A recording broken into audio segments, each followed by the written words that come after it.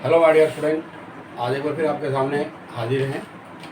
जैसा कि आपको पता है अपना टू बी कंटिन्यू सिलेबस चल रहा है। उसी सिलेबस को आगे लेते हुए जो टॉपिक अपना चल रहा है एडमिशन ऑफ ए पार्टनर, उसी में जितनी भी एडजस्टमेंट थी उन सभी को करते हुए हम टू बी कंटिन्यू आज एक नई एडजस्टमेंट पर पहुँचे हैं। ये एडजस्टमेंट वैसे मैंने जब आपको कैपिटल अकाउंट बनाना सिखाया था उसमें आपको बता दी थी, लेकिन फिर भी जैसे कि हम अलग अलग सभी एडजस्टमेंट को करते हुए चले जा रहे हैं और उन्हें आपको समझाने की कोशिश कर रहे हैं, तो मैंने इसको अलग से लेकर आपको समझाने की कोशिश की है। बार बार यही बताया जाता है कि आपकी जितनी भी एडजस्टमेंट है, यदि कोई भी आप चैप्टर करते हैं, सबसे पहले अपने खुद के नोट्स बनाएं कि कौन कौन सी एडजस्टमेंट है, कौन कौन से अकाउंट्स इसमें बनेंगे, ताकि आपको पता रहे और उसी के अकॉर्डिंगली आप उस चैप्टर को आगे करते हुए चले जाएं। दूसरा, जो इनकी थ्योरी पार्ट होता है, किसी भी चैप्टर के थ्योरी पार्ट को मिस ना करें, क्योंकि थ्योरी में काफ़ी बेसिक बातें और अब तो हमारे एमसीक्यूज आने लगे, तो इसलिए थ्योरी को पढ़ना बहुत ज़रूरी है, जिससे हमें अपने चैप्टर के बारे में, उस टॉपिक के बारे में काफ़ी कुछ गहराइयों का पता लगता है, जो कि हमारे क्वेश्चन में आगे आते हैं। तो इन सभी चीज़ों की इम्पोर्टेंस को देखते हुए, आपकी किताब को इम्पोर्टेंस को देखते हुए, आपके टॉपिक को इम्पोर्टेंस को देखते हुए, आज जो हमारा टॉपिक है वो है accounting treatment of reserves and accumulated profit and losses. जब कोई नया पार्टनर हमारी फर्म में एंटर कर रहा है, क्योंकि अपना जो टॉपिक चल रहा है वो एडमिशन ऑफ ए पार्टनर चल रहा है, जैसे ही कोई नया पार्टनर हमारे पास आया, ठीक है, तो हमें काफ़ी कुछ रिकॉर्ड करना पड़ता है। सबसे पहले हम ये देखते हैं कि वो पार्टनर हमारे पास किस रेशियो के लिए आया है। यदि एसेट्स और लायबिलिटीज़ की बुक वैल्यू और मार्केट वैल्यू में किसी प्रकार का कोई चेंज होता है, तो उसके लिए हम रिवैल्यूएशन अकाउंट बनाते हैं, ठीक है। नंबर 3, फिर हम न्यू रेशियो भी कैलकुलेट करते हैं, ठीक है। न्यू रेशियो के साथ साथ हम ये देखते हैं जो हमारे ओल्ड पार्टनर्स हैं, किस पार्टनर ने कितना सेक्रीफाइस किया, कितना गेन किया, ठीक है। यानी काफ़ी कुछ एडजस्टमेंट हम करते हैं। फिर उसके बाद एक नई बैलेंस शीट बनाई जाती है इंक्लूडिंग न्यू पार्टनर, ठीक है। तो मैं भी आपको बता चुका हूँ, ये सारी चीज़ें आप नोट करें कि कौन कौन से अकाउंट हमें बनाने हैं, कौन कौन से एडजस्टमेंट बनानी है, और उसी के अकॉर्डिंगली आप चलें। तो अभी जो हम बात कर रहे हैं कि जो accounting treatment reserves and accumulated profit and losses, ये कब और कहाँ मिलेंगे और इनका किस तरह से हमें ट्रीटमेंट करना है, ठीक है। तो हम बात करते हैं, जैसे ही कोई नया पार्टनर आपकी फर्म में आ गया, ठीक है, इसको एक एग्जांपल के थ्रू लेके चलते हैं। सपोज आपके पास ए और बी ऑलरेडी न्यू पार्टनर है, ना सॉरी ओल्ड पार्टनर है, सी आपके पास एक न्यू पार्टनर है। सी के एंटर होने से पहले ए और बी फर्म को चला रहे थे, तो एक बैलेंस शीट दी मिलेगी। बैलेंस शीट कब? नए पार्टनर के एडमिट होने से पहले, यानी कि नया पार्टनर जो होता है उस समय जो फर्म की बैलेंस शीट बनी हुई है, ठीक है। लायबिलिटी साइड में आपको कुछ आइटम्स मिलेंगी। सबसे पहले रिजर्व्स। रिजर्व क्या होते हैं? अनडिस्ट्रीब्यूटेड पार्ट ऑफ प्रॉफिट्स, कि प्रॉफिट का वह हिस्सा जो पार्टनर से नहीं बांटा, ठीक है। दूसरा हमारे पास एक्यूमुलेटेड प्रॉफिट यानी P&L का क्रेडिट बैलेंस।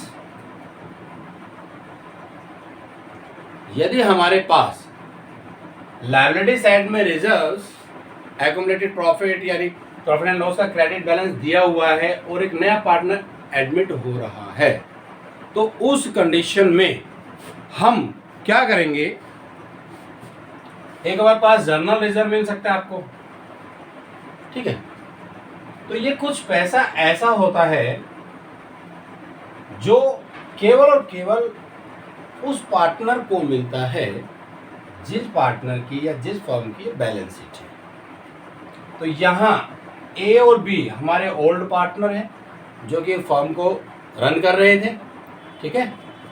तो इन्हें हम अगर ट्रांसफर करेंगे तो old partner in their old ratio capital और करंट अकाउंट में ट्रांसफर करेंगे। तो इसके लिए हम एंट्री क्या करेंगे, reserve fund account debit, journal reserve account debit, ठीक है, profit and loss account debit. अब ये डेबिट क्यों हुए, वही बात, हर चीज को यदि आप समझ के करेंगे तो रटने की कभी जरूरत नहीं और कुछ चीज को कभी आप भूलेंगे भी नहीं, क्योंकि लायबिलिटी साइड में वो सारी आइटम्स लिखी जाती हैं जिनका क्रेडिट बैलेंस होता है, ठीक है। और किसी भी अकाउंट को यदि क्लोज करना है या किसी दूसरे अकाउंट ट्रांसफर करना है तो उसका क्रेडिट बैलेंस है तो उसे डेबिट में कर दो, डेबिट है तो उसको क्रेडिट में कर दो, वो अकाउंट क्लोज हो जाएगा, ठीक है। क्रेडिट बैलेंस था, हमने सभी को डेबिट में डाल दिया, ठीक। अब ये पैसा जाएगा कहाँ, यहां थोड़ी सी चीज समझने वाली बात है। आप देखिए, जब ये बैलेंस शीट बनी, क्या हमारे पास सी था? नहीं था। तो कौन कौन पार्टनर थे? ए और बी। सी तो बाद में एक न्यू पार्टनर के रूप में हमारे पास फर्म में आया है, तो इसलिए सी के आने से पहले जो बैलेंस शीट बनी हुई है उसमें जो भी शेयर है वो किसका है? ए और बी का। जो भी प्रॉफिट हो या लॉस हो, कुछ भी हो, उसको कौन डिस्ट्रीब्यूट करेंगे? Old partner in their old profit sharing ratio, ठीक है, to old partners capital oblique current account. Capital oblique current account में ट्रांसफर कर देंगे in their old profit sharing ratio. यहां ध्यान रहे, ओल्ड रेशियो, ओल्ड पार्टनर। आपकी ये जो आइटम्स थी वो सारी अब ट्रांसफर हो चुकी हैं इसमें। क्यों? क्योंकि सी के एडमिट होने के बाद अब जो आगे वो बैलेंस शीट बनेगी वो ए, बी एंड सी तीनों की बनेगी, क्योंकि एक नया पार्टनर हमारी फर्म में एडमिट हो चुका है, ठीक है। तो अब आपके पास जो हम बात करेंगे वो एसेट साइड में बात करेंगे। ये तो हमने लायबिलिटी साइड में देख ली, जो सी आइटम थी हमारे पास, जो आइटम थी हमने देख ली। अब हम ये देखते हैं कि एसेट साइड में ऐसी कौन कौन सी आइटम्स हैं जिनको की ट्रांसफर किया जाता है और कहाँ ट्रांसफर किया जाता है, किस रेशियो में ट्रांसफर किया जाता है, अब उसके विषय में बात करेंगे। तो सेकंड टॉपिक है हमारे पास ये एसेट्स वाला। देखिए, अब बात करते हैं हम एसेट साइड।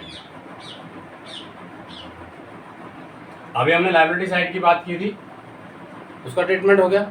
एसेट साइड में हमें क्या क्या मिलेगा? Number 1, profit and loss, debit balance. जैसा कि हमें पता है कि प्रॉफिट एंड लॉस एक नॉमिनल अकाउंट है, ठीक है। और नॉमिनल अकाउंट का रूल क्या कहता है? Debit all expenses and losses and credit all income and gains. यदि पी एंड एल आपकी एसेट साइड में शो किया हुआ है, इट्स मीन ये आपका लॉस है। क्लियर हो गया? एडवर्टाइजमेंट सस्पेंस अकाउंट के नाम से यदि कोई पैसा मिला हुआ है।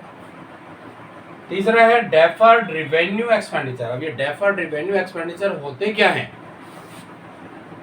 डेफर्ड रिवेन्यू एक्सपेंडिचर, कुछ पैसे जैसे 5 साल के लिए हमने 5,000 रुपये पर साल के लिए 25,000 निकाल लिया एक्सपेंसेस के लिए। कितने साल के लिए निकाले? 5 ईयर के लिए। तो पर ईयर हमारा एक्सपेंसेस कितना हुआ? 5000। ठीक है। तो जिस साल जो हम एक्सपेंडिचर कर रहे हैं वो P&L में चला जाएगा। जैसे फर्स्ट ईयर हमने क्या किया, P&L के डेबिट में 5000 लिख दिए। टोटल पैसा कितना निकाला था हमने? 25 में से पहले साल 5 बच गए, कितने? 20। तो वो हमारे पास बैलेंस शीट में एफर्ट रिवेन्यू एक्सपेंडिचर। अगले साल क्या होगा? फिर 5 निकल जाएंगे, तो फिर कितने आ जाएंगे हमारे पास? 15,000। ठीक है। तो अब देखिए, deferred revenue expenditure, advertisement suspense account और प्रॉफिट एंड लॉस का यदि डेबिट बैलेंस दिया हुआ है तो हम इसे किस तरह से एडजस्ट करेंगे?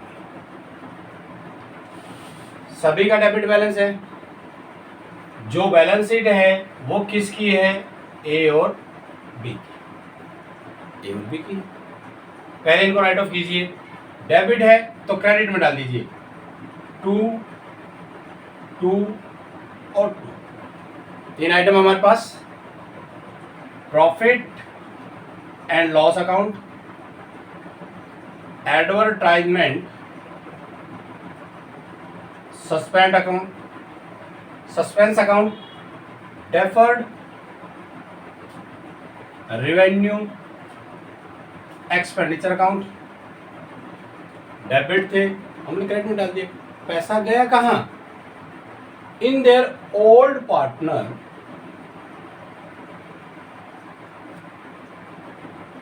Capital oblique current account, debit. ये पैसा ओल्ड पार्टनर के कैपिटल या करंट, जैसा भी क्वेश्चन में है उसके accordingly, in their old ratio, old ratio में ये पैसा ट्रांसफर हो जाएगा। ठीक है। अब हमारा एडजस्टमेंट में बचा क्या है? इससे जो पिछली वीडियो मैंने बनाई थी आपकी, उसमें यहां पे क्या बताया था? Investment fluctuating fund. यदि उससे पिछली वीडियो में चलते हैं, वॉचमैन कंपनसेशन रिजर्व, और यदि आप उससे पिछली वीडियो में चलते हैं तो आपको एक नई एडजस्टमेंट मिलेगी। कहने का मतलब है कि यदि आप डायरेक्ट इस वीडियो में आए हैं तो आपको समझने में दिक्कत हो सकती है, परेशानी हो सकती है। तो इसको समझने के लिए आप पीछे की वीडियो जरूर देखिए, तो आपको सारे topic point two point clear होते चले जाएंगे। जो भी टॉपिक आप देखते हैं, समझते हैं, उनके न्यूमेरिकल जरूर करें। अब बच्चे क्या है कि सीधा डायरेक्टली एक्सरसाइज में चले जाते हैं। पहले आप एग्जाम्पल सोल्व कीजिए, अपना कॉन्फिडेंस बनाइए, देखिए कैसे हो रहा है। रटे नहीं कि देख के उतार लिया जी हो गया, नहीं। डेबिट हुआ तो क्यों हुआ, क्रेडिट हुआ तो क्यों हुआ, ओल्ड रेशियो में बटा तो क्यों बटा, ओल्ड पार्टनर में बटा तो क्यों बटा, नए को हमने इंक्लूड क्यों नहीं किया। यानी हर चीज का आपके पास आंसर होना चाहिए। ठीक है। तो अगली जो मेरी वीडियो आपके पास आएगी उसमें हम इसी से रिलेटेड, आपके पास एक सैक्रिफाइसिंग और गेनिंग आया, जब हमने रेशियो, जो आप मेरी पिछली वीडियो देखेंगे जिसमें मैंने आपको रेशियो निकालना सिखा रखा है, वह सैक्रिफाइसिंग और गेनिंग रेशियो का मीनिंग आपको बताया था, और उसे हम किस तरह से कैलकुलेट करते हैं वो भी आपको बताया था। ठीक है। तो एग्जाम में कई बार क्या होता है कि उनका डिफरेंस पूछ लिया जाता है। What is the difference between sacrificing and gaining ratio. तो मेरी अगली जो वीडियो आएगी उसमें आपको डीपली सैक्रिफाइसिंग और गेनिंग रेशियो के डिफरेंस के बारे में बताया जाएगा। मैं बार बार आपको यही कहता हूं, देखिए, क्वेश्चन सोल्व कीजिए, प्रैक्टिस कीजिए। जितनी आप खुद प्रैक्टिस करेंगे उतने ही ज्यादा क्वेश्चन आपसे सोल्व होंगे। वीडियो को ज़्यादा से ज़्यादा शेयर कीजिए, ज़्यादा से ज़्यादा लोगों तक पहुंचाइए, ताकि और स्टूडेंट भी इसको देख करके अपनी प्रॉब्लम को सोल्व करें। फिर भी कोई प्रॉब्लम रहती है आप कमेंट बॉक्स में लिखिए। काफ़ी बच्चों के फ़ोन आते हैं, उनका सॉल्यूशन होता है, उनको बता दिया जाता है कि आपकी इस प्रॉब्लम को ऐसे सॉर्ट आउट कीजिए, तो आप भी करें। जितना ज़्यादा क्वेश्चन आप खुद सोल्व करेंगे, मानता हूं कि प्रॉब्लम्स आएंगी, लेकिन प्रॉब्लम का सॉल्यूशन कब होगा? यदि आप करेंगे तो होगा। ठीक है ना?